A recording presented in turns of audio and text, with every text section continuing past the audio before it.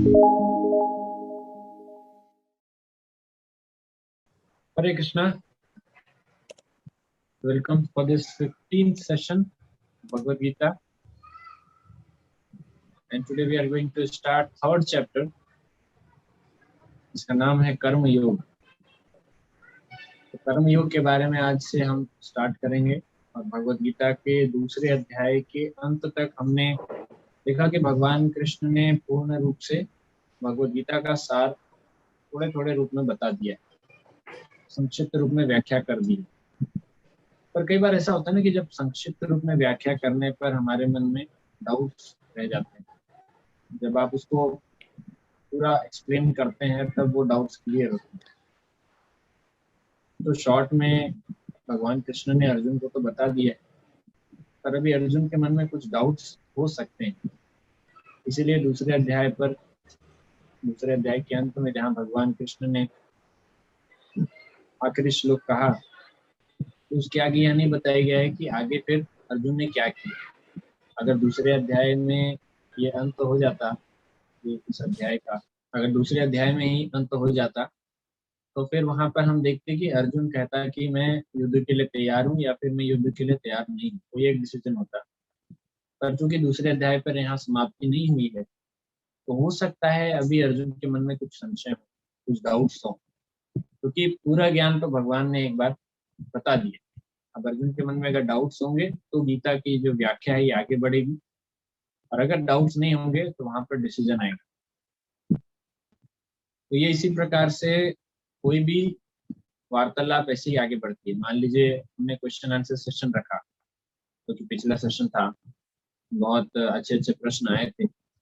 मान लीजिए प्रश्न ही नहीं आएंगे तो फिर चर्चा क्या होगी। तो उसी प्रकार से भगवान कृष्ण ने दूसरे अध्याय का पूरा जो गीता का सारे वो ज्ञान दे दिया, लेकिन अगर अर्जुन के मन में कोई प्रश्न ही नहीं आएगा तो भगवान कृष्ण फिर आगे नहीं कहेंगे।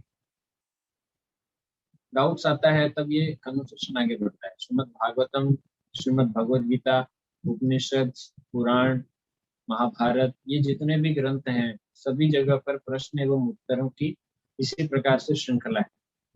श्रीमद् भागवतम की शुरुआत होती है जब परीक्षित महाराज गंगा नदी के तट पर बैठे हुए हैं, चिंतित हैं कि क्या करूं, इनसे सलाह लूं, इनसे परामर्श, कि मृत्यु आने वाला है, मुझे क्या करना चाहिए। तब वहां पर श्री सुखदेव गोस्वामी आते हैं और श्री सुखदेव गोस्वामी जी से परीक्षित महाराज कुछ प्रश्न करते हैं। इन प्रश्नों के उत्तर में श्रीमद् भागवतम की व्याख्या आरंभ होती है। बीच बीच में परीक्षित महाराज और प्रश्न करते जाते हैं और श्रीमद् भागवतम की जो व्याख्या है वो श्री सुखदेव गोस्वामी आगे करते जाते हैं। उसी प्रकार श्रीमद् भगवद गीता है। बीच बीच में अर्जुन के कुछ प्रश्न आएंगे, भगवान कृष्ण उनका उत्तर देंगे, और यथा योग्य उत्तर मिलने के पश्चात अर्जुन संतुष्ट होंगे। और जब उन्हें पूर्ण रूप से संतुष्टि हो जाएगी, वैसे तो हमने पहले भी चर्चा की है कि अर्जुन अपनी संतुष्टि के लिए या अपने मन में कोई डाउट्स आया इसलिए वो ये चर्चा नहीं कर रहा है। वस्तुतः अर्जुन को वहां एक माध्यम बनाया गया है ताकि ये जो भगवदगीता के ज्ञान है वो हम तक पहुंचे। अर्जुन हमारे परिप्रेक्ष्य से, हमारे संदर्भ से, हमारे लिए इन प्रश्नों को कर रहे हैं। तो अर्जुन के अब प्रश्न कैसे कैसे प्रश्न हैं आप देखिए, और बहुत ही सटीक प्रश्न होंगे जो किसी के भी मन में आ सकते हैं जब वो भगवद गीता पढ़ेंगे। अभी तक अर्जुन ने 5 कारण बताए थे कि मैं युद्ध क्यों नहीं करूंगा, बहुत सही सही कारण थे। और इन कारणों के बाद अभी अर्जुन के पास अब कुछ ऑप्शंस आएंगे। तो अभी अर्जुन को क्या करना है, भगवान कृष्ण किस तरह से हमको ज्ञान दे रहे हैं, बता रहे हैं। तो अभी अर्जुन को कुछ डिसीजन लेना है, या तो डिसीजन लो या फिर आपको आगे कुछ क्वेश्चन आंसर करना है, करना है डिस्कशन। तो अर्जुन संतुष्ट नहीं है, इसीलिए आगे की 16 अध्यायों की व्याख्या बची हुई। तो हम अभी अपना जो 15वां सेशन है, कि तीसरे अध्याय कर्म योग से आरंभ हो रहा है, इसके बारे में अभी भी चर्चा करना चालू करेंगे। इस मैं स्क्रीन शेयर कर रहा हूँ और हमारे पास जो पीपीटी है उसके थ्रू देखेंगे।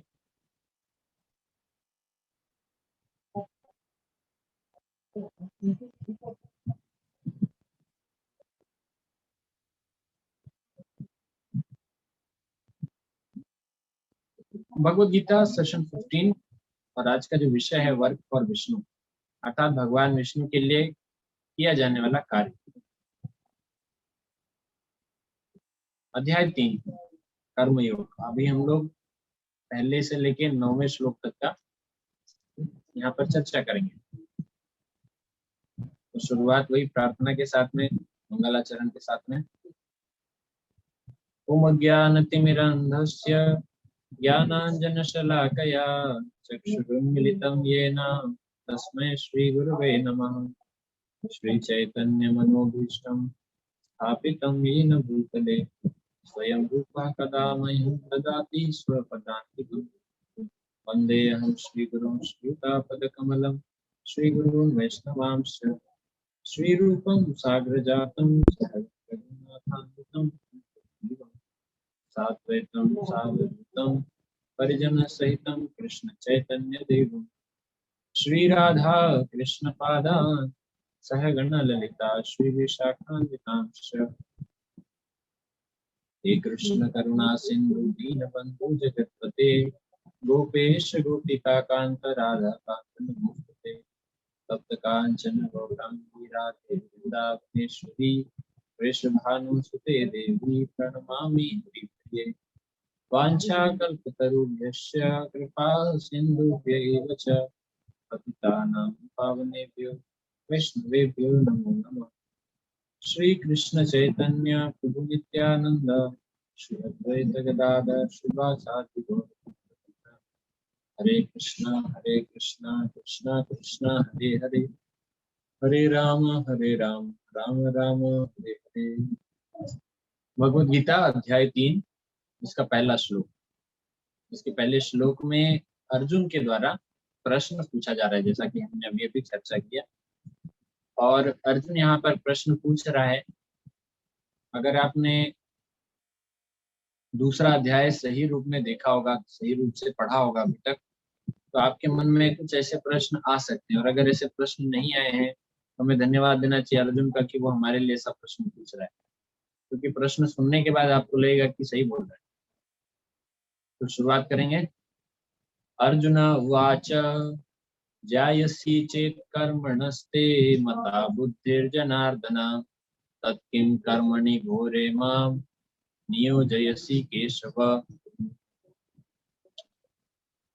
आप लोग यहाँ पर ये भी ट्राई कर सकते हैं। पिछले 2 अध्याय से हमने इसके बारे में खास चर्चा नहीं की, मैं सिर्फ श्लोक पढ़ता था। जब हम श्लोक पढ़ते हैं तो साथ ही साथ आप भी संस्कृत के जो श्लोक हैं इनको पढ़ने का प्रयास करें।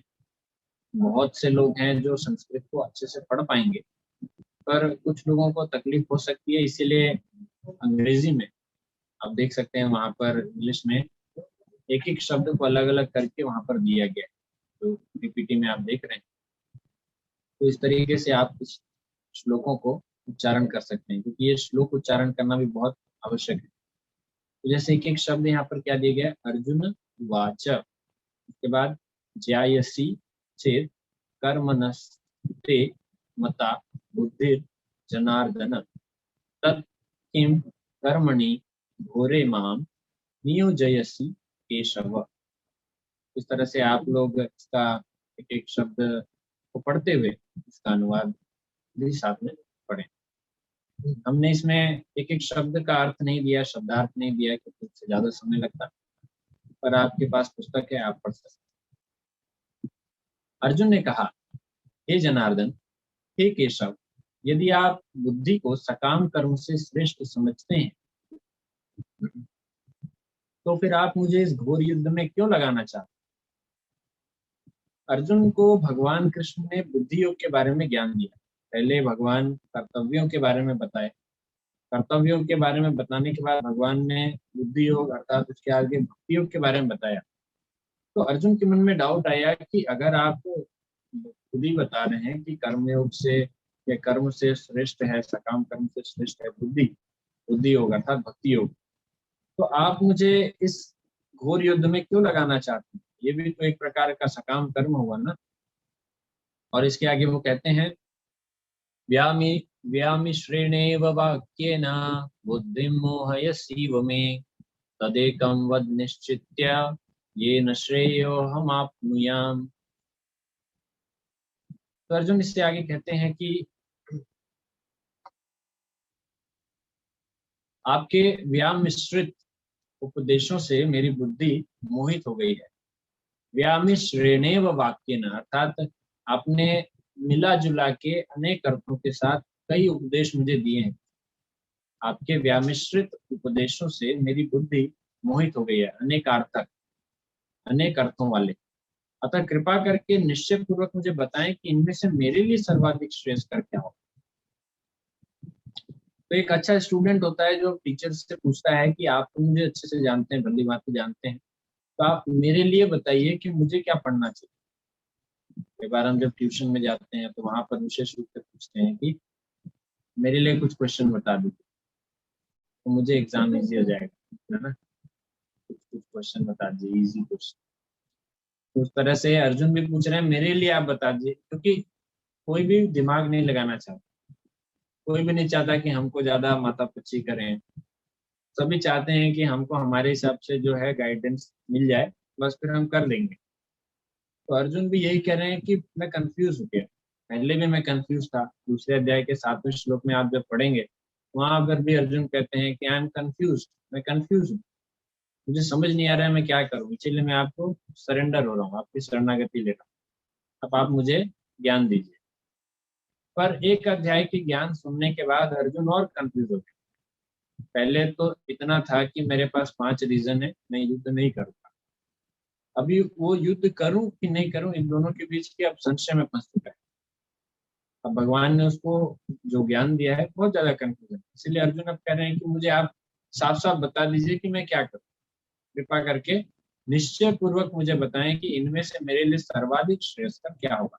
इनमें से अर्थात बुद्धि योग एवं कर्मयोग। ध्यान दीजिए जो बुद्धि योग है वो बार बार बुद्धि योग यहाँ पर लिखा गया है, लेकिन उसको आप जब दूसरे अध्याय के तात्पर्य को पढ़ते जाएंगे या तीसरे अध्याय के पहले श्लोक, पिछला श्लोक के तात्पर्य को भी पढ़ेंगे तो वहां पर आपको भक्ति के बारे में मिलेगा। अब देखते हैं अर्जुन के इस प्रश्न का भगवान क्या उत्तर देते हैं।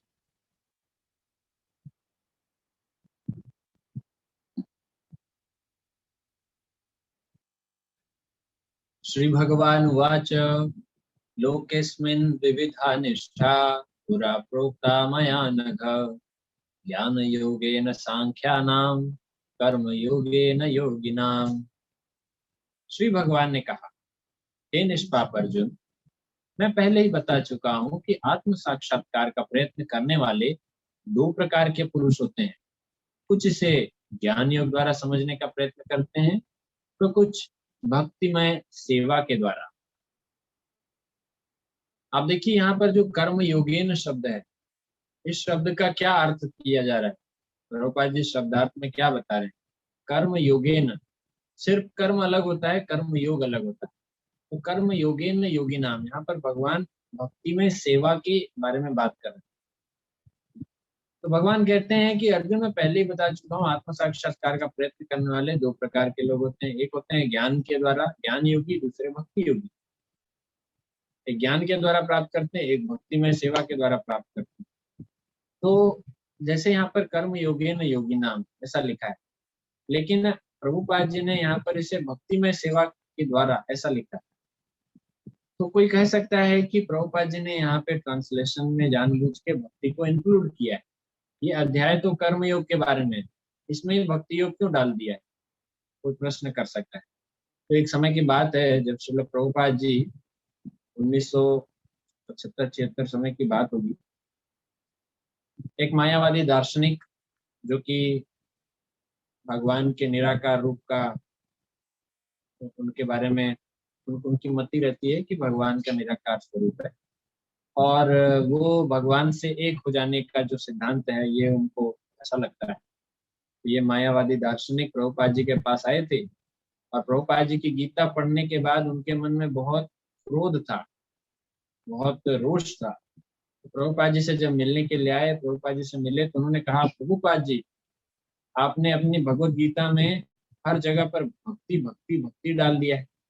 ये देखिए यहाँ पर इस श्लोक में भक्ति लिखा ही नहीं है, फिर भी वहां पर आपने कृष्ण डाल दिया है। यहाँ पर कृष्ण का नाम नहीं लिखा है, फिर भी आपने यहाँ कृष्ण डाल दिया है। इस जगह पर तो कर्म के बारे में बताया गया है, लेकिन आपने भक्ति ऐड कर दिया है। यहाँ ध्यान करने के बारे में बताया गया है, आपने कृष्ण पर ध्यान करने की बात कही है। यहाँ पर सेवा करने की बात कही गई है, आपने भगवान कृष्ण की सेवा की बात कही है।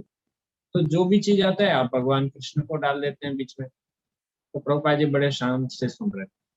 तो शिष्यों को बड़ा आश्चर्य हुआ कि प्रभुपाद जी तो जब मायावादियों के द्वारा जब भगवान की निंदा सुनते हैं, भगवान कृष्ण की, तो प्रभुपाद जी बहुत क्रोधित हो जाते थे। लेकिन आज प्रभुपाद जी बड़े शांत बैठे। तो इस तरह से बहुत बार उसने बोला, ये आपने ऐसा किया, वैसा किया, ये किया, ऐसा बोलकर वो अपना मन उसने पूरा हल्का किया और चला गया। बाद में जब शिष्यों ने पूछा, प्रभुपाद जी आपने उसको कुछ बोला नहीं, आज आप कुछ अलग, आपका आपका जो भाव था कुछ अलग था। प्रभुपाद जी ने कहा, मैं देख रहा था वो कितनी बार कृष्ण कृष्ण कहता है। क्योंकि जो मायावादी होते हैं, ये भगवान का नाम भी नहीं लेना चाहते। भगवान कृष्ण, राम, इनके मुख से भगवान का हरि नाम निकलता ही नहीं। श्री चैतन्य महाप्रभु कहते हैं कि मायावादी जो होते हैं, जो स्वयं को भगवान समझते हैं, मायावादी अर्थात उनका कॉन्सेप्ट ये है कि हम ही भगवान हैं। और अभी तो हम थोड़े समय के लिए माया में हैं, जैसे यहाँ से मुक्त होंगे हम ही भगवान हो जाएंगे। इसीलिए वो एक दूसरे को, तुम भी भगवान, मैं भी भगवान। वैसे बहुत लोग मिलते हैं। तो प्रभुपाद जी कह रहे थे कि ये लोग कभी भी भगवान का नाम नहीं लेते, लेकिन आज जब इसके मुख से मैं कृष्ण कृष्ण सुन रहा था तो मुझे बहुत अच्छा लग रहा। तो अब रही बात कि प्रभुपाद जी ने बार बार ऐसा क्यों किया है, क्या उन्होंने गलत व्याख्या की है? देखिए, प्रभुपाद जी ने जो भी यहाँ पर व्याख्या की है वो श्री चैतन्य महाप्रभु के जितने अनुगामी जो वैष्णव आचार्य हैं, इनके जो टीका टिप्पणी उन्होंने की है, उन तात्पर्यों को लेकर श्रील प्रभुपाद जी ने यहाँ पर तात्पर्य को संयोजित किया है। ऐसा नहीं कि उन्होंने अपने मन से कुछ डाल दिया है। दूसरा सिद्धांत यह है कि एक पिता को पुत्र ही समझ सकता है। उस पिता को कोई पड़ोसी का लड़का, कोई बाहर का गेस्ट, उसे समझने में ज्यादा तकलीफ होगी, लेकिन जो पिता का जो पुत्र है वो उसकी बातों को ज्यादा अच्छे से समझेगा। तो उसी प्रकार से भगवान कृष्ण क्या कहना चाहते हैं ये भक्तों को ज्यादा अच्छे से समझ में आता है। इसीलिए हमें भक्तों के अनुसार भगवत गीता या कोई भी धर्म शास्त्र है इनका अध्ययन करना चाहिए। अगर कोई अभक्त है, मेरा स्वयं का अनुभव है, कई बार ऐसे लोगों से मिला हूँ जो कहते हैं कि भगवत गीता का कोई एक श्लोक आप व्याख्या कीजिए, वो भगवत गीता के उस श्लोक से कुछ और ही बताते हैं। जैसे भगवत गीता में जो श्लोक है, सर्वधर्मान परित्यज्य मामेकम शरणम, भगवान कहते हैं कि सभी प्रकार के भौतिक धर्मों को, सभी प्रकार के भौतिक प्रपंचों को त्याग कर एक मेरा ही शरण ग्रहण करो। भौतिक धर्म अर्थात जितने भी हमारे आसक्तियां हैं, जितने भी बंधन है इस संसार में, तो हम उन सबको त्याग कर भगवान कृष्ण के प्रति अपना जो आकर्षण है वो बढ़ाएं। ऐसा अगर हम करेंगे तो भगवान कृष्ण हमें सभी प्रकार के पाप एवं पुण्य दोनों से मुक्त करके हमें अपने भगवत धाम ले जाएंगे। और वो यह भी कहते हैं कि तुम्हें चिंता करने की कोई आवश्यकता नहीं। लेकिन जो मायावादी होते हैं वो क्या कहते हैं, वो कहते हैं कि ऐसा नहीं है, सभी धर्मों को त्याग कर उनकी शरण में जाओ। वो कहना चाहते हैं कि आप इस संसार में रहिए, सभी धर्मों को अच्छे से पालन कीजिए, और इन धर्मों को पालन करते हुए उसके बाद फिर जो भगवान है, कृष्ण है, वो तो आप ही हैं, वो तो आप ही हैं। आपको उनके पास जाने की क्या आवश्यकता है? आप जितने भी धर्म है सबको पालन कीजिए, अपने जीवन में धर्म अर्थ काम मोक्ष, इस तरह से आप मोक्ष प्राप्त करके आप भगवान बन जाइए। तो ये जो व्याख्या है मायावादियों की, बड़ी खतरनाक है। क्योंकि मायावादी व्याख्या सुनने के बाद फिर एक भक्त का जीवन पूरी तरह से बर्बाद हो जाता है, क्योंकि वो फिर कभी भक्ति नहीं कर सकता। भक्ति करने के लिए विनम्रता चाहिए, भक्ति करने के लिए सेवा की भावना चाहिए, भक्ति करने के लिए श्रद्धा चाहिए, और भक्ति के लिए सबसे महत्वपूर्ण चीज यह स्वीकार करना आवश्यक है कि मैं भगवान का सेवक हूं और मुझे उनकी सेवा करनी है। लेकिन अगर हम स्वयं को भगवान समझे तो क्या भक्ति कर पाएंगे? हम खुद की सेवा करने में लग जाएंगे, हम भगवान की सेवा क्यों करेंगे? तो इसीलिए यहाँ पर जो प्रभुपाद जी ने लिखा है ये पूर्ण रूप से जिस तरह से भगवान चाहते हैं वैसा ही वैष्णव आचार्यों के अनुगामी होकर गोपा जी ने लिखा है। तो दो प्रकार के पुरुष होते हैं, कुछ इसे ज्ञान योग के द्वारा समझने का प्रयत्न करते हैं और कुछ भक्तिमय सेवा के द्वारा। तो इन दोनों में से of these two the path of Krishna consciousness is better because it does not depend on purifying the senses by a philosophical process. Krishna consciousness is itself the purifying process. तो कृष्ण भावनामृत एक शुद्धिकरण की प्रक्रिया अपने आप में। तो ये दोनों जो मार्ग हैं, ज्ञान योग का और एक भक्ति योग का, भक्ति योग अर्थात कृष्ण कॉन्शियस एक्टिविटीज, तो जब कृष्ण भावनामृत कार्य करते हैं तो ये ज्यादा सही मार्ग है, ये प्रभुपाद जी बता रहे हैं तात्पर्य में। क्योंकि जो ज्ञान मार्ग है उसके द्वारा उसमें फिलोसॉफिकल प्रोसेस हैं ना, जो उपदेश हैं, तो इनके इन उपदेशों पे, इन प्रोसेस पे प्यूरिफाइंग प्रोसेस डिपेंडेंट रहता है। जैसे कि हमको तपस्या करना है, व्रत करना पड़ेगा, उसके बाद फिर किसी प्रकार से कुछ कुछ कुछ नियम है, तो इन सभी चीजों का पालन करते हुए अगर हम ज्ञान योग में आगे बढ़ते हैं तो वो हमें धीरे धीरे हमारी इंद्रियों को शुद्धि करता है। लेकिन कृष्ण भावनामृत जो मार्ग है इसके लिए कोई अलग से कार्य नहीं करना पड़ेगा। कृष्ण भावनामृत मार्ग में प्रसाद लेना, भक्तों के साथ चर्चा करना, भगवत गीता पढ़ना, हरे कृष्ण महामंत्र जप करना, ये सभी अपने आप में ही हमारे इंद्रियों को शुद्धिकरण करने के रास्ते हैं। और हमारे आंखों की अगर शुद्धि होगी भगवान का दर्शन करने से, हमारी जीवा की शुद्धि होगी प्रसाद ग्रहण करने से, भगवान के बारे में कथा करने से, हमारे कानों की शुद्धि होगी भगवान का कथा सुनने से। ये अपने आप हमारी इंद्रियां जब शुद्ध होंगी तो मन भी शुद्ध हो जाएगा, और मन अर्थात चित्त शुद्ध होते ही हम इस संसार के प्रपंच से मुक्त हो जाएंगे, क्योंकि हमारा जो अहंकार है वो टूट जाएगा, जो मिथ्या अहंकार हम लेकर चल। ये अर्जुन के प्रश्न का उत्तर अभी आधा हुआ। अर्जुन पूछ रहे हैं कि मुझे आप इस प्रकार के घोर युद्ध में क्यों लगाना चाहते हैं, तो ये अभी पूरी तरह से एक्सप्लेन करेंगे। आगे भगवान कहते हैं न कर्मणा मन न कर्मणाम अनारम्भान नैष्कर्म्य पुरुषो स्मृते न च संन्यसनादेव सिद्धिं समधिगच्छति। न तो कर्म से विमुख होकर कोई कर्म फल से छुटकारा पा सकता है, और न केवल संन्यास से सिद्धि प्राप्त की जा सकती है। इस श्लोक को आप ध्यान से समझिए। कई बार लोग कहते हैं कि अगर कर्म करने से पाप एवं पुण्य की प्राप्ति होती है, तो इससे अच्छा हम तो कर्म ही नहीं करें। अगर हम कोई भी कर्म नहीं करेंगे तो कर्म फल ही नहीं मिलेगा। लेकिन भगवान इस जो वाक्य को काट रहे हैं, कहते हैं कि न तो कर्म से विमुख होकर कोई कर्म फल से छुटकारा पा सकता है, और न केवल संन्यास से सिद्धि प्राप्त की जा सकती है। आपने संन्यास लेकर सब कुछ छोड़ दिया, मैंने ये छोड़ दिया, वो छोड़ दिया, मैं वैराग्य ले लिया, लेकिन किस बात का वैराग्य? जब हमारा कुछ है ही नहीं तो हम छोड़ेंगे क्या? हम तो छोड़ तब सकते हैं जब हमारा कुछ हो, पर इस संसार में हमारा कुछ है नहीं तो हम छोड़ेंगे क्या? तो ये जो संन्यास है इससे भी सिद्धि प्राप्त करना संभव नहीं है। अगला श्लोक, इसमें हम डिटेल्स चर्चा करेंगे। न ही कश्चित क्षणमपि जातु तिष्ठ्यत् कर्मकृत् कार्यते हयवशः कर्म सर्वः प्रकृति जैर्गुणे।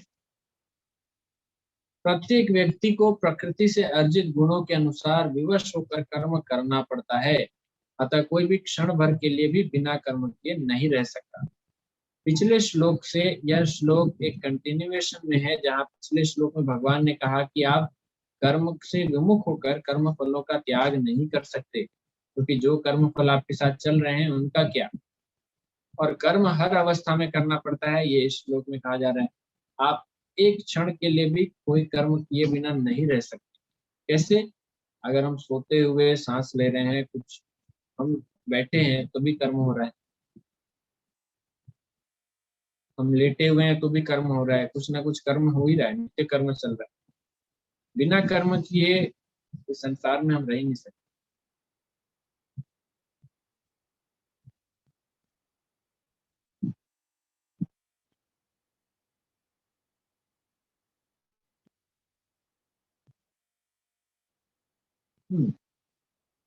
So in contact with material energy, the spirit soul acquires material modes.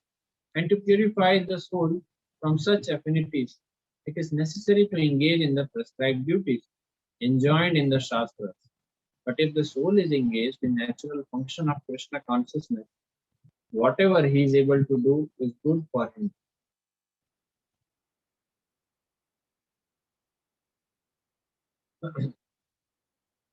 तो भौतिक प्रकृति के अंतर्गत जब आता है ये जो विशुद्ध आत्मा, और वहां पर भौतिक प्रकृति के संपर्क में आते ही भौतिक प्रकृति के अनुसार वो अलग अलग प्रकार से शरीर, अलग अलग प्रकार से कर्म फलों को भोगने लगता है।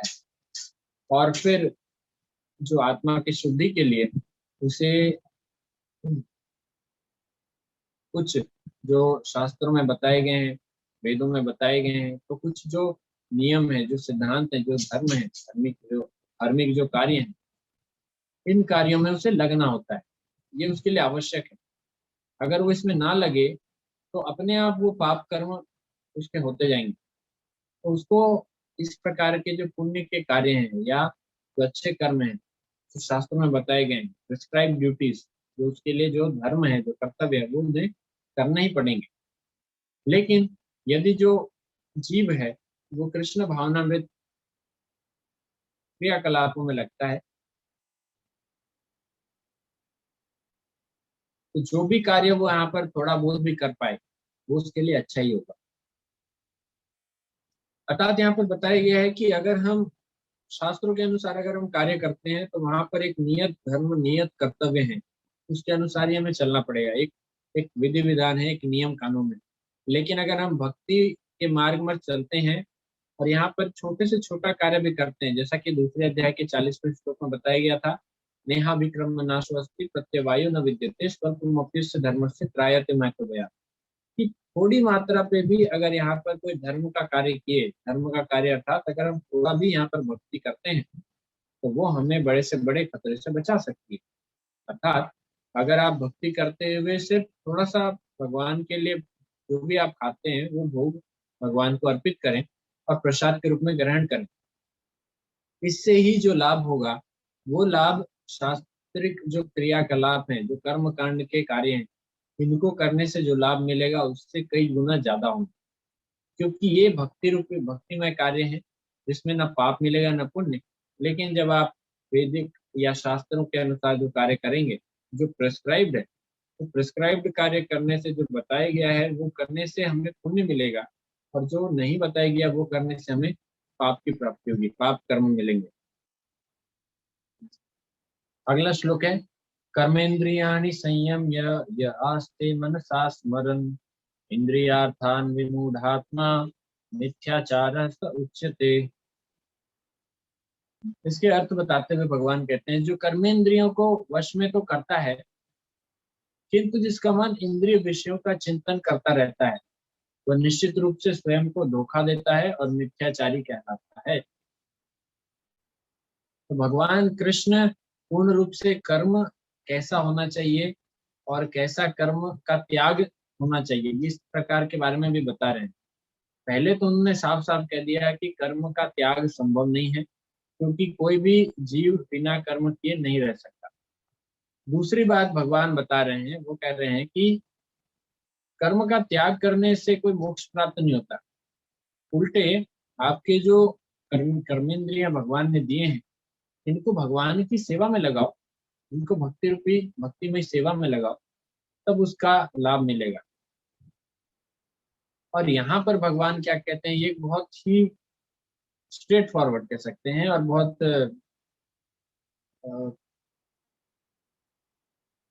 स्ट्रिक्टली भगवान कह रहे हैं, स्ट्रिक्टली भगवान बता रहे हैं कि जो कर्मेंद्रियों को वश में तो करता है, अर्थात जो अपने बाह्य जो सेंसेस हैं, जो इंद्रियां हैं, अर्थात हाथ पैर मुंह, इन सभी को तो भगवान की सेवा में लगाता है, वश में करता है।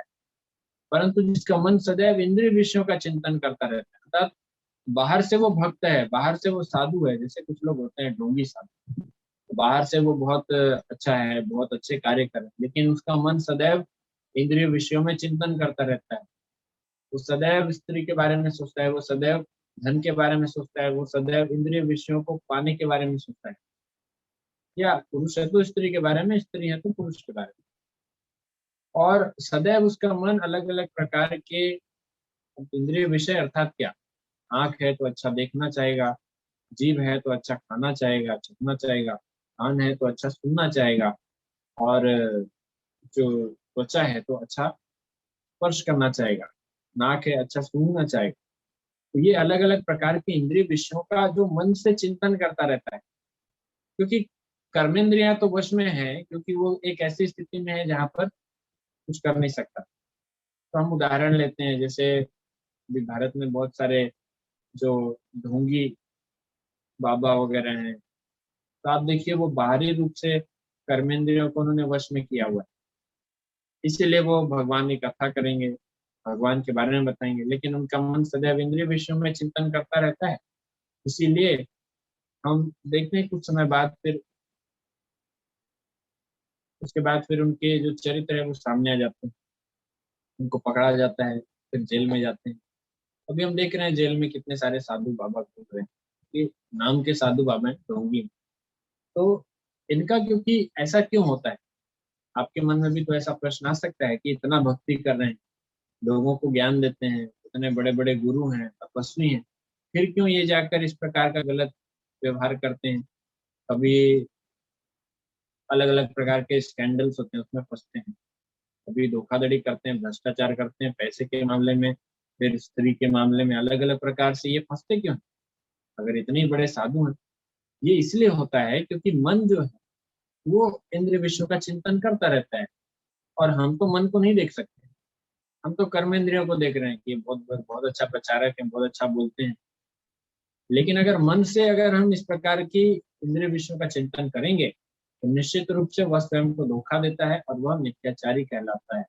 ये कौन कह रहा है? भगवान कृष्ण स्वयं कह रहे हैं, पहले से ही उन्होंने कलयुग में आने वाले ऐसे लोगों के बारे में आगाह कर दिया है। लेकिन अगर आप भगवद गीता पढ़ेंगे तब आपको समझ में आएगा, अगर हम भगवद गीता नहीं पढ़ेंगे तो हम ऐसे ही लोगों को विश्वास करते रहेंगे। अगला श्लोक, नियतं कुरु कर्म त्वं कर्म ज्यायो ह्यकर्मणः शरीर यात्रा च तेन प्रसिद्ध्यत्येद कर्मणः। अपना नियत कर्म करो, क्योंकि कर्म न करने की अपेक्षा कर्म करना श्रेष्ठ है। कर्म के बिना तो शरीर निर्वाह भी नहीं हो सकता। कितना सुंदर भगवान यहाँ पर ज्ञान दे रहे हैं अर्जुन को। अर्जुन का प्रश्न क्या था कि आप मुझे इस प्रकार के घोर युद्ध में क्यों लगा रहे हैं। इसीलिए भगवान ने शुरू से लेकर तीसरे श्लोक से लेकर अभी तक हर श्लोक में वो कर्म के ऊपर, कर्म के ऊपर, कर्म करो, कर्म नहीं करना श्रेष्ठ नहीं है, कर्म नहीं करने से मुक्ति नहीं मिलती, संन्यास ले लेने से कोई सिद्धि नहीं मिलती। इस प्रकार से बार बार भगवान कृष्ण इस बात को अर्जुन को बता रहे हैं। भगवान कह रहे हैं अपना नियत कर्म करो। नियत कर्म क्या है? नियत कर्म अर्थात आपकी ऑक्यूपेशनल ड्यूटी, आपके जो भौतिक कर्तव्य हैं, आप अभी जिस जगह पर हैं उस जगह पर आपके क्या कर्म हैं आपके, या आप यहाँ पर एक अस्थायी कर्म भी कह सकते हैं, अस्थायी कर्तव्य जो कि इस संसार में रहते हुए हैं, और एक है स्थायी कर्तव्य, इसके बारे में हमने चर्चा किया था, जो कि नित्य धर्म होता है हमारा। तो अपना नियत कर्म करो। भगवान कहते हैं कि तुम अपने आप को अभी क्या समझते हो? भगवान ने तो बता दिया है, तुम शरीर नहीं तुम आत्मा हो। तो तुम शरीर नहीं तुम आत्मा हो। अगर देखिए, अगर अर्जुन अपने आप को शरीर मानता है तो क्षत्रिय होने के नाते उसको युद्ध करना आवश्यक है। और अगर अर्जुन अपने आप को आत्मा मानता है तो आत्मा चूंकि भगवान का सेवक है, अंश है, तो भगवान के आदेश को पालन करना भी उसका कर्तव्य है। तो अर्जुन के लिए दोनों ही रूप में युद्ध करना उसका नियत कर्म है। और भगवान कह रहे हैं कि कर्म नहीं करने की अपेक्षा कर्म करना श्रेष्ठ है। कर्म नहीं करने वाले लोग आज भी हम देखते हैं समाज में कितने हट्टे कट्टे लोग हैं, लेकिन वो लोग भीख मांगते हैं।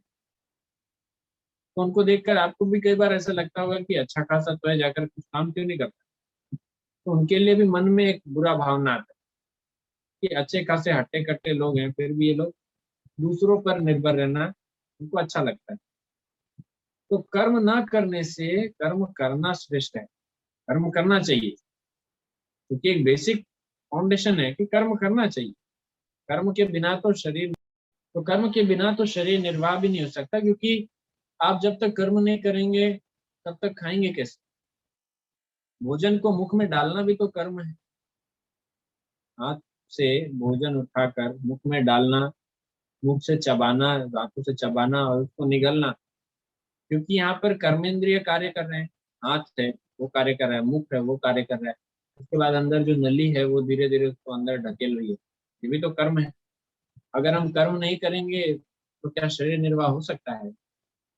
श्वास लेना भी कर्म है। श्वास लेना भी कर्म है। ये छोटी छोटी एक्टिविटीज है, छोटे छोटे कर्म है। एक्टिविटीज में आएंगे ना ये सब चीजें। तो इसके बिना तो शरीर निर्वाह भी नहीं हो सकता। देखिए तात्पर्य में प्रभुपाद जी क्या बता रहे हैं। तात्पर्य में प्रभुपाद जी बता रहे हैं कि जो चार वर्ण हैं उनके क्या अलग अलग प्रकार से कर्तव्य होते हैं। तो ब्राह्मण जो होते हैं, जो कि पुजारी या जो कि भगवान के पूजा अर्चना करते हैं, वो क्लास है फर्स्ट, है ना। ये कैटेगरी वाइज है, चार कैटेगरी। दूसरा है क्षत्रिय, जो कि आजकल कह सकते हैं कि जो आर्मी ऑफिसर्स हैं या आर्मी में जाते हैं, युद्ध करते हैं, नेवी, एयरफोर्स, जो ये क्षत्रिय हैं जो युद्ध करते हैं, समाज को बचाते हैं अधर्मियों से। हालांकि आजकल कुछ और ही हो गया है। आजकल तो पुलिस ही जनता को परेशान करती है। आजकल तो जो रक्षक हैं वही भक्षक बने हुए हैं। जो सरकार जो सत्ता पर है वही हमारे भक्षक बने हुए हैं, और वही हमारे लिए गलत चीज करते हैं। उसके बाद तीसरा है वैश्य। वैश्य अर्थात जो कि बिजनेस या मर्चेंट क्लास होते हैं, समझ लीजिए। और जो कि किसान हैं, ग्वाले हैं, या वाणिज्य जिन लोग करते हैं, तो इस प्रकार से। और चौथा है शूद्र। शूद्र अर्थात जो कि लेबर का काम करते हैं, सर्वेंट का, नौकर का काम करते हैं, या फिर खेती बाड़ी में जहाँ पर वो सहयोग बटाते हैं, सहयोग देते हैं, तो हाथ बटाते हैं वहां पर जाकर। तो ये है शूद्र। ये चार अलग अलग प्रकार की कैटेगरी हैं वर्ण के अनुसार। अब यहाँ पर कोई भी छोटा बड़ा नहीं है, लेकिन ये बताया गया है कि जो ऊपर के तीन कैटेगरी हैं वो आर्यंस में आते हैं, और चौथा जो है वो नॉन आर्यंस में आते हैं। आर्यन और नॉन आर्यन का क्या अर्थ होता है। तो आर्यन, आर्य और अनार्य जो कि कहा गया है दूसरे अध्याय में। अपने दूसरे अध्याय का दूसरा श्लोक अगर आप पढ़ेंगे, भगवान कृष्ण वहां पर भी अर्जुन को अनार्य कहते हैं। भगवान कृष्ण अर्जुन से कहते हैं कि तुम क्षत्रिय होकर क्षत्रिय धर्म का पालन नहीं कर रहे हो, ये अनार्यों की भाषा कब से कहने लगे। अनार्य अर्थात जो होता है वो अपने धर्म से विमुख हो जाए, या अनार्य का वह अर्थ होता है कि जो धार्मिक विधि विधानों का पालन करने में रुचि न दिखाए, जो आध्यात्मिक क्रियाकलाप न करे। अलग अलग प्रकार के अर्थ हैं आर्य एवं अनार्य के। यहाँ पर जो अर्थ बताया गया आर्य और अनार्य का, तो ये है कि जो स्पिरिचुअल प्रैक्टिस करते हैं, आध्यात्मिक क्रियाकलाप करना और नहीं करना। तो जो शूद्र है वो आध्यात्मिक क्रियाकलाप नहीं करते, और जो ब्राह्मण क्षत्रिय वैश्य है वो करते हैं। आज कलयुग में क्या स्थिति है। आज कलयुग की स्थिति ऐसी है कि कोई भी धार्मिक क्रियाकलाप नहीं करता, अर्थात सभी के सभी शूद्र हैं। सभी शूद्र हैं। शास्त्रों में यह भी बताया गया है, जन्मना जायते शूद्र, जन्मना जायते शूद्र, संस्कारात भवेद द्विज। बताया गया है कि जन्म से तो सभी शूद्र होते हैं। जन्म से सभी शूद्र होते हैं, ये शास्त्रों में बताया गया। इसीलिए अगर कोई आपको कॉन्स्टिट्यूशन दिखा के, संविधान दिखाकर कोई कहे कि आपकी जाति ऐसी है इसीलिए आप शूद्र हैं, तो ये आपके साथ भेदभाव किया जा रहा है। और देखिए वो जनरल क्लास के हैं, ये एससी कैटेगरी के, एसटी कैटेगरी है, ये ओबीसी है। ये सब अभी प्रपंच सब बनाए गए, और हमारे शास्त्रों की निंदा करने के लिए सब बनाए गए हैं। हमारे शास्त्र में कभी भी किसी प्रकार से वर्ण भेद नहीं बताया गया। जो शूद्र होते थे वो ब्राह्मण के घर में आकर साफ सफाई सेवा करके जाते थे, तो वो पूरी प्रकार से पूर्ण रूप से वो सेवा भी करते थे। आजकल हम देखते हैं कि शूद्र अर्थात क्या होता है, जो उसका एक्चुअल मीनिंग है वो है कि नौकरी करना। तो जितने लोग भी जॉब करते हैं, चाहे वो कितना भी पढ़ा लिखा हो, कितनी भी सैलरी पाता हो, चाहे सुंदर पिचाई क्यों ना हो, करोड़ों का उसका सैलरी है, पर वो करता तो आखिर जॉब है। जितने भी जॉब करते हैं वो सभी शूद्र कैटेगरी में आएंगे। जितने लोग बिजनेस करते हैं वो वैश्य में आएंगे। जो भी रक्षा करते हैं वो क्षत्रिय में आएंगे। और जो ज्ञान देते हैं शास्त्रों के बारे में, आध्यात्मिक ज्ञान देते हैं, वो ब्राह्मण में आएंगे। भले जन्म किसी का किसी भी क्लास में हुआ हो, वो भौतिक ठप्पा लगाने की बात हम नहीं कर रहे। बच्चे का जन्म हो गया ब्राह्मण के घर में, तो वहां पर स्टैंप लगा दिया जाता है कि ये ब्राह्मण है। ऐसा नहीं है।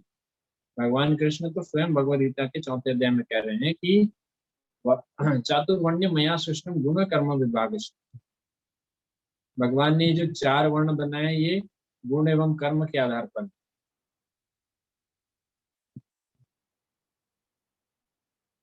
ये गुण एवं कर्म के आधार पर है। ये ऐसा नहीं है कि किसी रूप में जन्म के आधार पर, जन्म के आधार पर मैं वर्ण का विभाजन कर रहा हूँ, ऐसा भगवान नहीं कहते।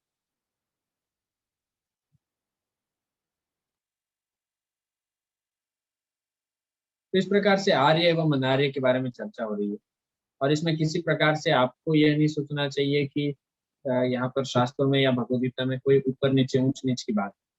ये सभी को समान रूप से रखने के साथ साथ सबको ज्ञान देने के बारे में बात होगी। यहाँ पर ये अगर हमें खराब लगता है कि शूद्र के बारे में ऐसा कहा गया, तो हमें यह समझना चाहिए कि कलयुग में सभी के सभी लोग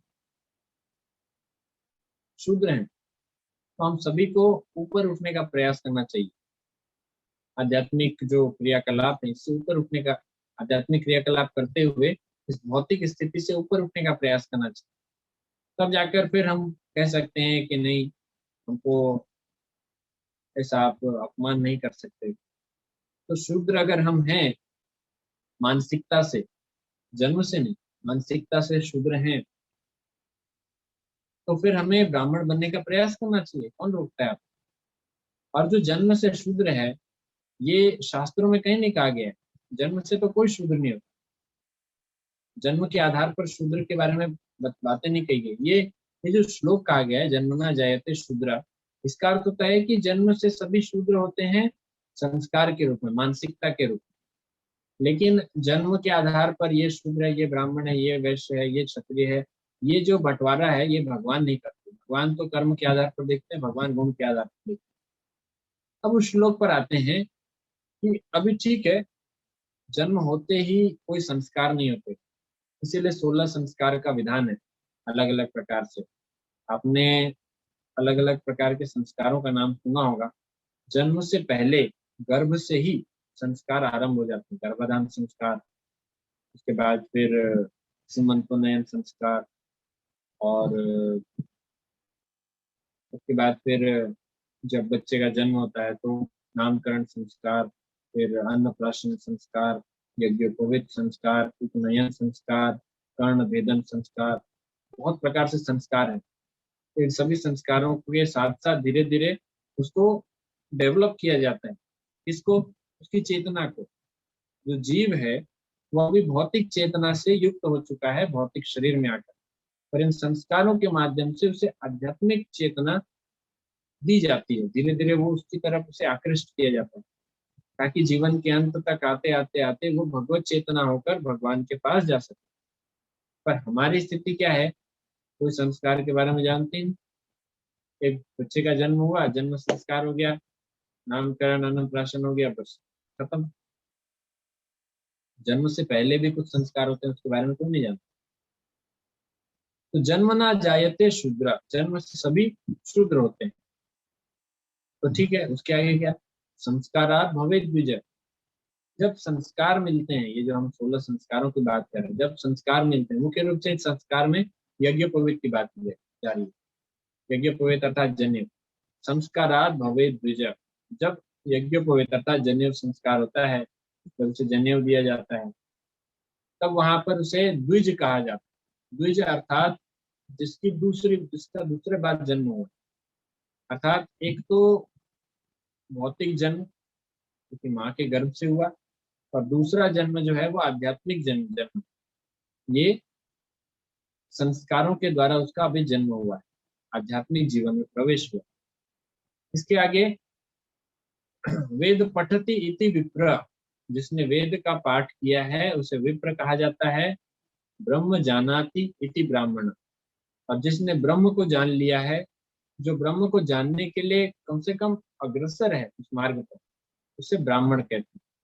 तो ब्राह्मण ऐसा नहीं कि हम मिश्रा हैं, हम शर्मा हैं, हम पांडे हैं तो हम ब्राह्मण हैं। आपके कर्म है क्या ब्राह्मण के साथ? मैं किसी को ऑफेंड नहीं कर रहा हूँ, लेकिन अगर आपके गुण एवं कर्म समान नहीं है जो शास्त्र में बताए गए हैं ब्राह्मणों को, तो हमें गर्व से कहो मैं ब्राह्मण हूँ, इस तरह की बातें कहकर ये सिर्फ एक प्रकार से समाज में भेद बुद्धि पैदा करने का ये एक षड्यंत्र है जो कि कुछ समय पहले से चल रहा है। क्योंकि अगर हम अपने आप में उस प्रकार से गुण विकसित करें जो ब्राह्मणों के हैं, तो ब्राह्मण कभी भी भेदभाव नहीं करता। जो ब्राह्मण है वो सभी को समान रूप से वो देखता है। यहाँ तक कि ब्राह्मणों की तो बात ही क्या कहा जाए, जो विप्र है, जो सही रूप में विप्र है, जो विद्वान है, जो पंडित है, तो पंडिता समदर्शिना। भगवान कह रहे हैं भगवद गीता के 5वें अध्याय के 19वें श्लोक में कि जो पंडित होते हैं वो सबको समान रूप से देखते हैं, समान दृष्टि से। इसीलिए कर्म करना अत्यंत आवश्यक है, नियत कर्म। कर्म नहीं करने से कर्म करना श्रेष्ठ है। यस्त्विन्द्रियाणि मनसा नियम्यारभते अर्जुन कर्मेन्द्रिय कर्म योगम सक्तः स विशिष्यते। दूसरी ओर यदि कोई निष्ठावान व्यक्ति अपने मन के द्वारा कर्मेंद्रियों को वश में करने का प्रयत्न करता है और बिना किसी आसक्ति के कर्म योग में अर्थात कृष्ण भावनामृत में प्रारंभ करता है, तो वह अति उत्कृष्ट है। ये श्लोक थोड़ा चेंज हो गया था। आप ये जो 6ठे श्लोक में यहाँ पर भगवान एक तो मिथ्याचारी के बारे में बता रहे हैं कि जो कर्मेंद्रियों को वश में करता है लेकिन मन के इंद्रियों को इंद्रिय विषयों में सदैव चिंतन करता है, तो वो मिथ्याचारी है। उसके आगे भगवान ये बता रहे हैं कि दूसरी ओर यदि कोई निष्ठावान व्यक्ति अपने मन के द्वारा कर्मेंद्रियों को वश में करने का प्रयत्न करता है और बिना किसी आसक्ति के कर्मयोग में अर्थात कृष्ण भावनामृत में प्रारंभ करता है, तो वह अति उत्कृष्ट है। तो कर्मेंद्रियों को भी भगवान की सेवा में लगाए और मन को भी भगवान की सेवा में लगाए, दोनों को वश में करने का प्रयास करे और कृष्ण भावनामृत में वो कार्य करे, तो वह अति उत्कृष्ट है। The prime Swarth Gati or goal of self-interest is to reach Vishnu. The whole institution of Varna and Ashrama is designed to help us reach this goal of life. Prahlad महाराज कहते हैं अपने पिता हिरण्यकश्यप से कि सबसे उत्तम जो हमारा स्वार्थ है, स्वार्थ का अर्थ क्या होता है? स्व अर्थ, स्व अर्थ, अपने लिए किया जाने वाला कार्य। तो स्वार्थ का अर्थ होता है भगवान विष्णु की प्राप्ति, भगवान विष्णु की सेवा। क्यों? क्योंकि स्व अर्थात किससे हम रेफर कर रहे हैं? आत्मा को। और आत्मा का अर्थ अर्थात आत्मा को किसमें बेनिफिट है? आत्मा को बेनिफिट है जब भगवान की सेवा करनी। तो इसीलिए हमारा वास्तविक स्वार्थ भगवान की सेवा में नहीं है, न कि कुछ खाने पीने या कुछ अच्छा देखने या कुछ अच्छा स्पर्श करने, अच्छा कुछ सुनने, इसमें नहीं। हमारी वास्तविक स्वार्थ जो है वो भगवान की भक्ति करने में, और ये जब करेंगे तभी हम आत्मा को तुष्ट कर पाएंगे, जो कि हम हैं। आज तक इतने सालों तक 20-25 साल हो चुके हैं, हम सिर्फ इस शरीर को, जो हाड़ मांस का शरीर है, इसे ही खिला रहे हैं, इसकी पुष्टि कर रहे हैं। इसके अंदर एक मन है, सूक्ष्म रूप से एक बदमाश बैठा है, उसे खिला पिला रहे हैं, उसको पुष्ट कर रहे हैं, लेकिन स्वयं को कभी कभी ध्यान नहीं दिया। आत्मा के लिए हमने कभी कोई कार्य नहीं किया। अब समय आया है जब हम भगवद गीता पढ़ रहे हैं, जान रहे हैं, अब हम कुछ करें। इसके आगे फिर ये जो 8वां श्लोक है जिसके हमने डिस्कस कर लिया है, कि अपना नियत कर्म करो, क्योंकि कर्म न करने की अपेक्षा कर्म करना श्रेष्ठ है। कर्म के बिना तो शरीर निर्वाह भी नहीं हो सकता। तो अंतिम श्लोक जो है आज के लिए, यज्ञार्थात कर्मणो अन्यत्र लोकोयम कर्म बंधन तदर्थम कर्म कौन्तेय मुक्त संग समाचर। श्री विष्णु के लिए यज्ञ रूप में कर्म करना चाहिए। यज्ञ रूप अर्थात भगवान की प्रसन्नता के लिए, श्री विष्णु के लिए भगवान की प्रसन्नता के लिए कर्म करना चाहिए।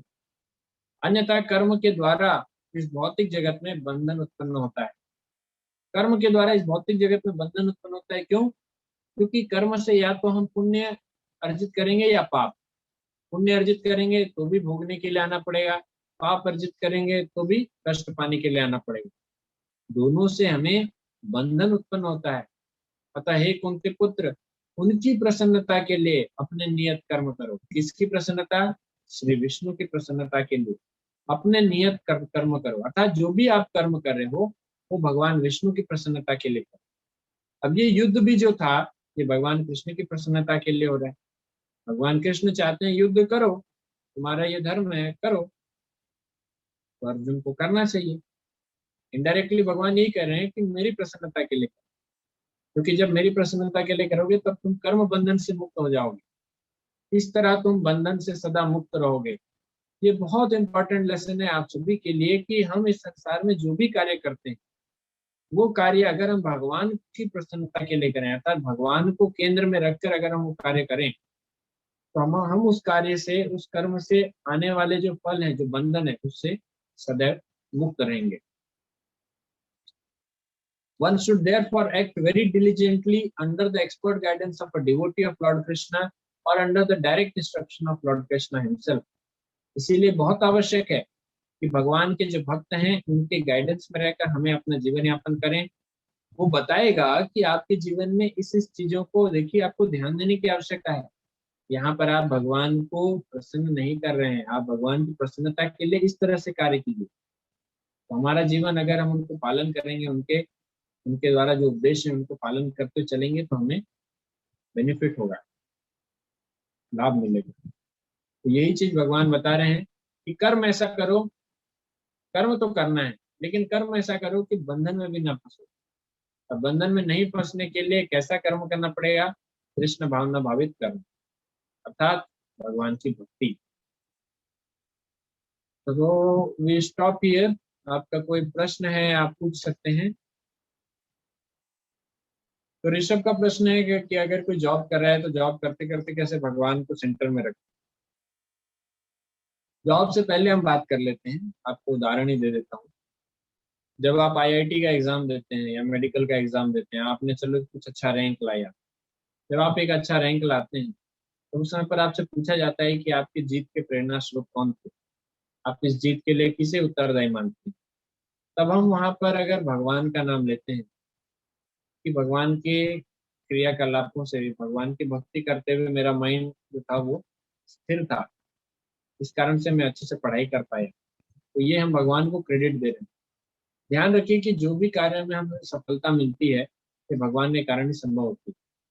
तो किसी भी प्रकार की सफलता, ये सफलता हमें अपने प्रयास से नहीं मिलती, तो स्वयं के प्रयास से संभव नहीं है। ये भगवान की कृपा है, भगवान के एफर्ट से, भगवान के द्वारा ही हमें प्राप्त होती है। क्योंकि आप 18वें अध्याय में भी देखिएगा कि 5 अलग अलग फैक्टर होते हैं सक्सेस के। सो जॉब करते हुए आपको कुछ सक्सेस मिल रहा है, कुछ अचीवमेंट मिलता है, वो हमें भगवान को क्रेडिट देना चाहिए।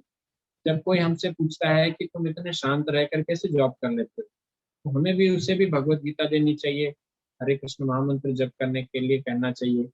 अगर हम उसे प्रचार करेंगे, देखिए जब आप जॉब करते हैं तो कई लोगों से आप मिलते हैं। जैसे हम यहाँ पर बैठे हैं, हम तो ज्यादा लोगों से एक्सेस नहीं कर पाते, लेकिन जब कोई जॉब में जाता है तो वो अलग अलग लोगों से उसका मिलना जुलना बातचीत होता है।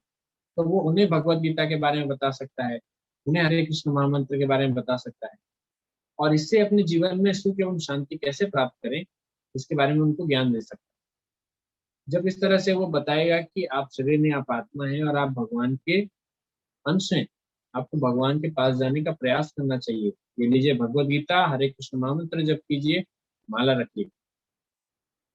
जब इस प्रकार से हम बात करते हैं तो हम भगवान को केंद्र में रखकर ही कर रहे हैं। ये जो जॉब हम जाते हैं, क्यों जाते हैं? हमारे मन में क्या मोटिव है कि मुझे पैसे मिलेंगे, मुझे सैलरी मिलेगी। लेकिन आप मोटिव चेंज कर दीजिए, आप रोज वर्क पे जाइए। आपका मोटिव रहना चाहिए मैं ज्यादा से ज्यादा लोगों को भगवान के बारे में कैसे बता सकूं, और जो सैलरी मिलने वाली है उसको भगवान की सेवा में कैसे लगा सकते हैं। जो सैलरी आएगी वो आप अपने घर में भी भगवान के विग्रह रखिए। इस प्रकार से एक मेंबर होता है घर में, वैसे ही भगवान को चीफ मेंबर बना के रखिए। भगवान की प्रसन्नता के लिए आप अच्छे अच्छे चीजें लेके आइए, कुकिंग कीजिए, भगवान को भोग लगाइए, भगवान खाएंगे। उसके बाद फिर आप प्रसाद लीजिए। कुछ भी आप लेके आते हैं घर में, सबसे पहले भगवान को ऑफर कीजिए, उसके बाद फिर आप यूज कीजिए। जैसे कोई कोई गाड़ी लाता है, कोई स्कूटर लाता है, बड़ा ये सब चीज लाता है।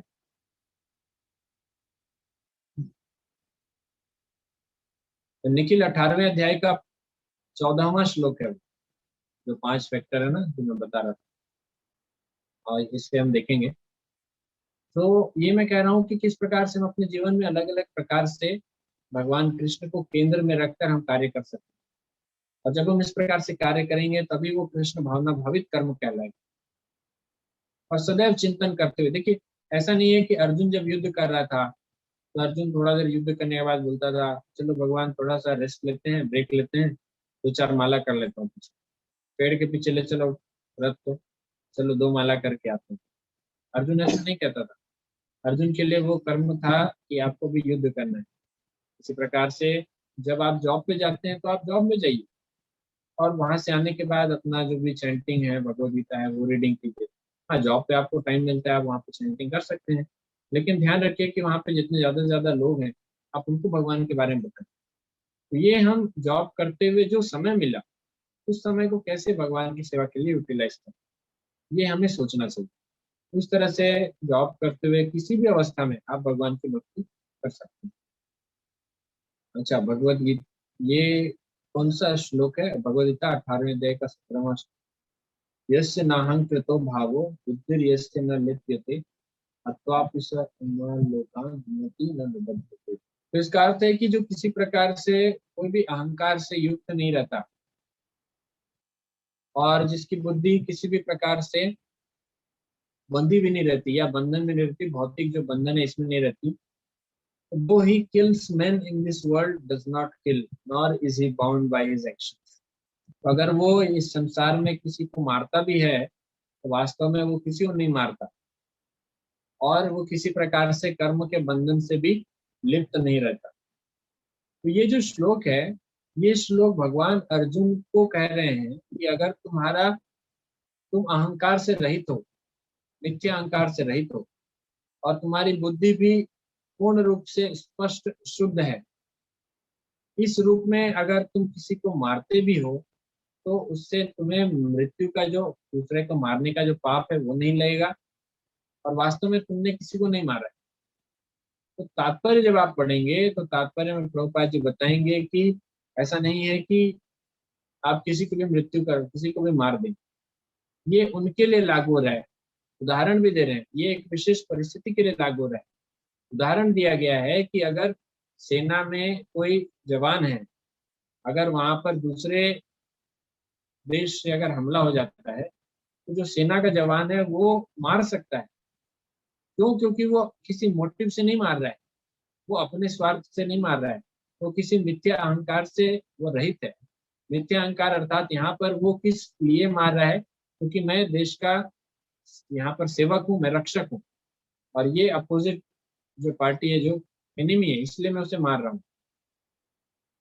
तो भौतिक कर्तव्य के अनुसार ये उसका धर्म है, ये उसका नियत कर्तव्य है, इसीलिए वो मार सकता है। और इसको मारने के बाद अगर वो किसी बड़े क्रिमिनल को मारता है, बड़े आतंकवादी को मारता है, तो उसे तो मेडल मिलता है, पुरस्कार मिलता है। जबकि वही जवान अगर सामान्य स्थिति में, जब युद्ध नहीं हो रहा हो, अपने पड़ोस में जाकर कभी गुस्सा आ गया, पड़ोसी को उसने गोली से मार दिया, तो उसी जवान को उसी काम के लिए फिर जेल भी जाना पड़ेगा। तो कर्म देखिए दोनों एक है। एक वो एक अपने पड़ोसी को मार रहे हैं, और दूसरा एक आतंकवादी को मार रहे हैं। दोनों एक ही कर्म है मारना, लेकिन एक को मारना नहीं कहा जाएगा, एक को कहा जाएगा, क्या कहा जाएगा, उसे साहस कहा जाएगा, अपने अदम्य साहस का परिचय दिया और पुरस्कार मिलेगा। दूसरे में क्या होगा, जब वो अपने पड़ोसी को मार देगा, एक उस समय पर उसके कार्य की भर्त्सना की जाएगी, उसे जेल में डाल दिया जाएगा। तो ये भगवान उस प्रकार के समय के लिए कह रहे हैं जहां पर एक सेना का जवान है और वो किसी को मारता है। तो भगवान अर्जुन से कह रहे हैं कि तुम यह युद्ध इस प्रकार से करो कि तुम मिथ्या अहंकार से रहित हो जाओ, अर्थात तुम अपने आप को शरीर नहीं आत्मा समझो, और उसके बाद तुम्हारी जो बुद्धि है वो किसी भी प्रकार से आसक्ति में नहीं होनी चाहिए, कोई भी बंधन से मुक्त होनी चाहिए, किसी भी प्रकार के बंधन से कहीं कोई आसक्ति नहीं रहनी चाहिए। इस प्रकार से अगर तुम किसी को मारोगे, क्योंकि देखिए आसक्ति होगी और आप अगर किसी का वध करेंगे तो वहां पर आपको वहां पर पाप और पुण्य, जो पुण्य पाप है वो कर्म मिलेगा। क्यों? क्योंकि आप किसी के प्रति आसक्त हैं, आप इसीलिए किसी दूसरे का वध कर रहे हैं। तो इस प्रकार से जो आसक्ति है, ये भावना भी अगर मुक्त रहे, इस भावना से मुक्त होकर जीव अगर किसी के मृत्यु का कारण बनता है, तो वास्तव में उसने कुछ मृत्यु नहीं किया है, कोई मर्डर नहीं किया है, और वो किसी भी प्रकार से पाप कर्म से भी मुक्त। जब भगवान कहते हैं कि आप शरीर नहीं आप आत्मा है, तो हम कृष्ण को शरीर रूप में क्यों पूछते हैं? क्योंकि भगवान कृष्ण के शरीर एवं भगवान की आत्मा में कोई भेद नहीं है। भगवान कृष्ण का जो शरीर है वो दिव्य शरीर है। भगवान कृष्ण के आत्मा अलग नहीं रहती। भगवान कृष्ण तो स्वयं भगवान के रूप में प्रकट हुए। आपको तो पता होगा कि भगवान कृष्ण का जन्म कैसे हुआ।